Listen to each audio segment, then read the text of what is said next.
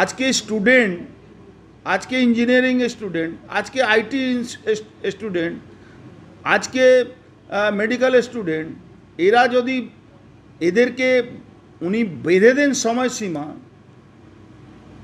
এটা মুখ্যমন্ত্রীর কাজ। মুখ্যমন্ত্রীর কাজ হলো ল অ্যান্ড অর্ডার দেখা। মুখ্যমন্ত্রী পুলিশ মন্ত্রী আছেন।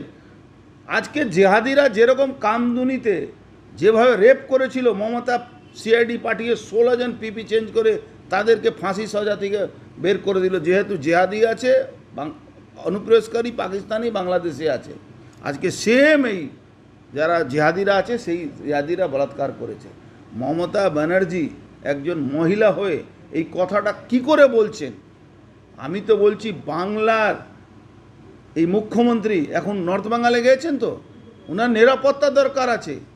উনি একজন মহিলা, উনি কি করে বেরোচ্ছেন? উনি স্বরাষ্ট্রমন্ত্রীকে অত গালাগালি করেন, ওনাকে দরখাস্ত করুন, অ্যাপ্লিকেশন দিন, স্বরাষ্ট্রমন্ত্রী ওনাকে সিকিউরিটি দেবেন, প্যারামিলিটারি সিকিউরিটি। কেন? উনি তো নিরাপত্তা হীনতা ভুগছেন। উনি তো মহিলাদেরকে বলছেন কি আপনি রাত্রিবেলা বেরোবেন না, তাহলে তো উনিও তো মহিলা। তার মানে ওনার পুলিশের উপরে ভরসা নেই, ওনার বঙ্গ পুলিশের উপরে ভরসা নেই।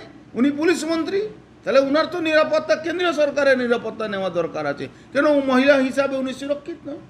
উনি রাজ্যপালের হাতে সুরক্ষিত নয়, রাজ্যপালের কাছে যেতে ওনার ভয় পায়, উনি নিজেকে ভয় পাচ্ছেন। তাহলে উনি নর্থ বেঙ্গলে ঘুরছেন, ওনার সঙ্গে কোনো অঘটন না ঘটে আমরা ঠাকুরের কাছে প্রার্থনা করব।